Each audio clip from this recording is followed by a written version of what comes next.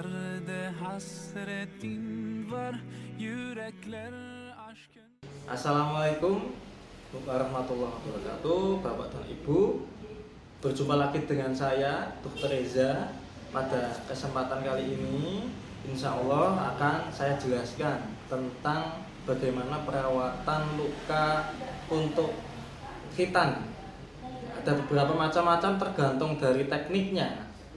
Oke, sebelum saya jelaskan, alangkah baiknya untuk memberikan like dan subscribe-nya untuk video kami dan channel kami ini, supaya kami lebih semangat lagi untuk memberikan edukasi tentang kesehatan kepada masyarakat.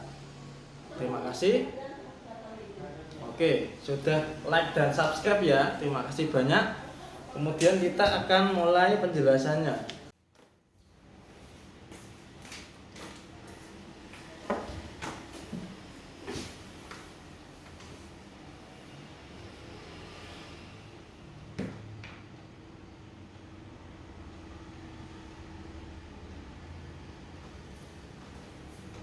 Pada kesempatan kali ini saya akan menjelaskan tentang perawatan luka sunat lem menggunakan metode lem khusus bedah untuk pasien sunat.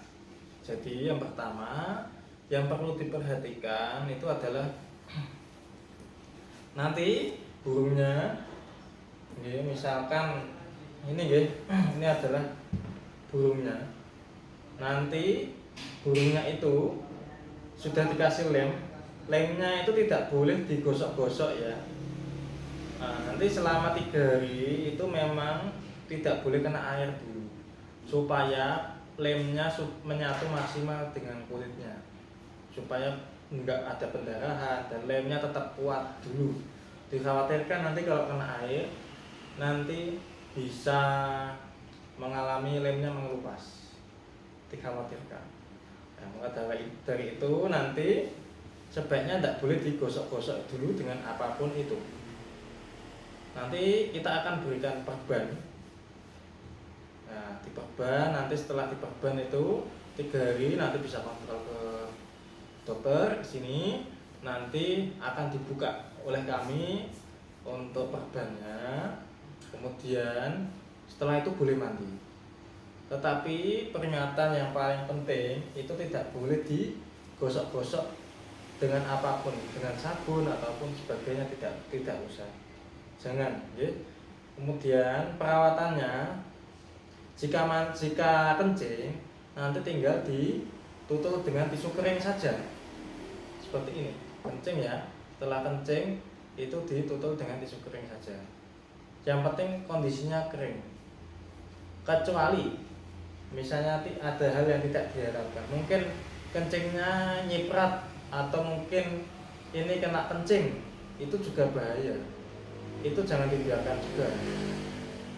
Jadi disemprot menggunakan larutan NaCl. Kita sudah akan berikan ini.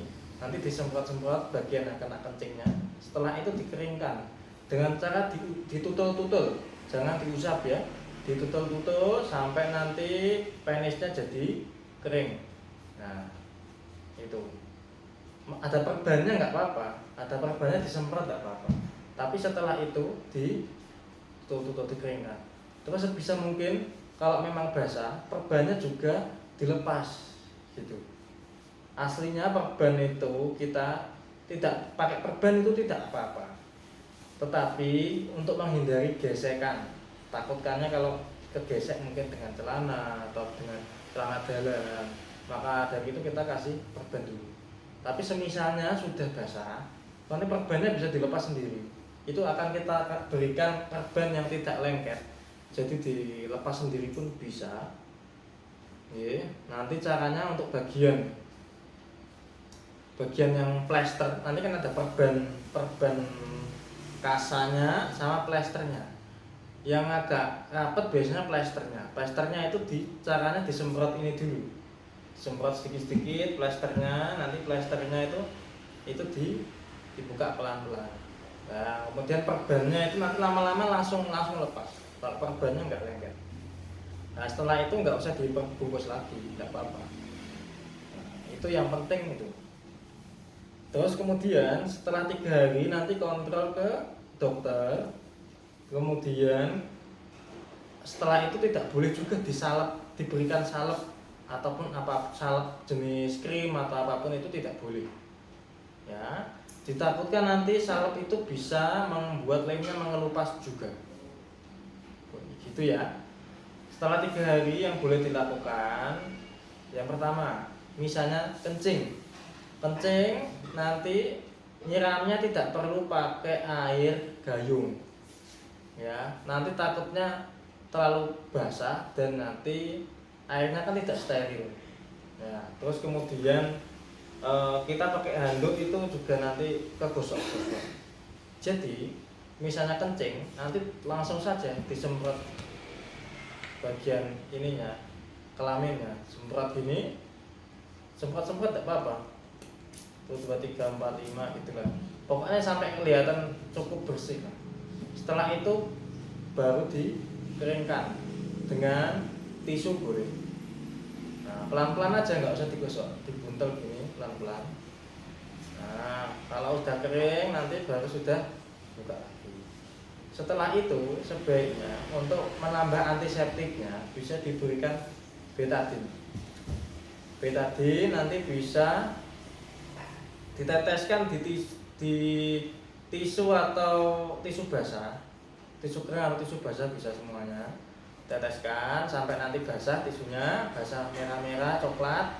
Setelah itu dibuntel, dibungkus penisnya mungkin sekitar 3 menit.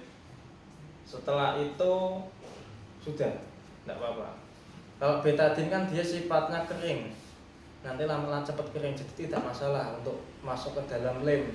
Tapi kalau untuk salep, krim atau apapun itu bisa menyebabkan lemnya mengelupas.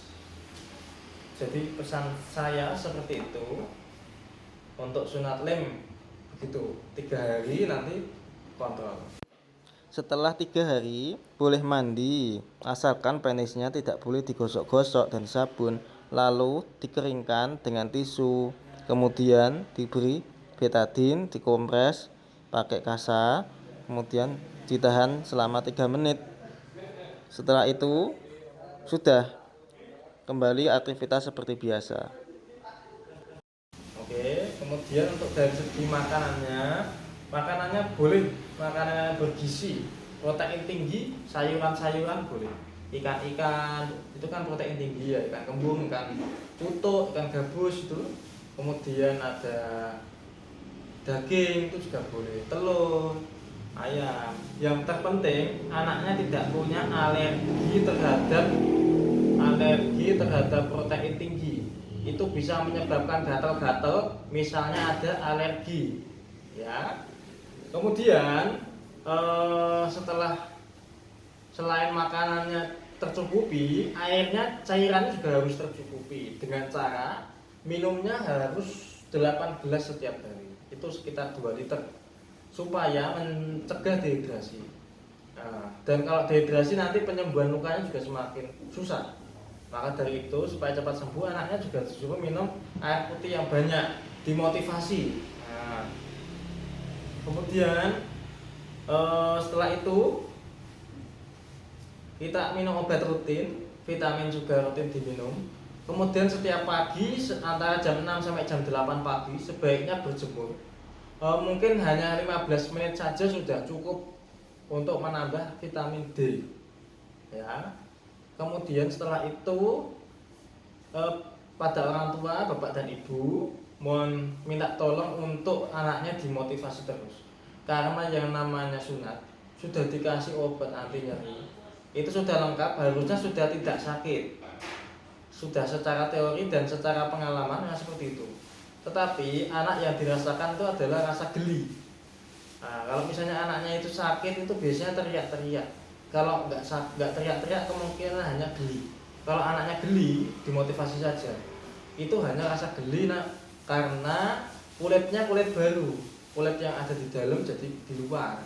Nah, kulit baru itu sarafnya itu banyak. Jadi awal-awal memang mungkin sampai 5 hari 7 hari itu memang geli-geli. Tapi tidak apa-apa. Itu nanti akan hilang dengan sendirinya.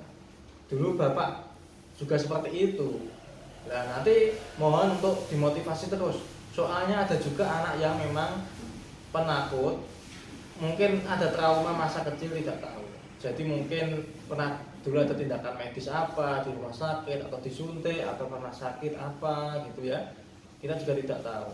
Itu supaya mencegah trauma psikisnya kambuh dengan cara diterapi seperti itu. Harus diberi informasi, dipahamkan. Gitu.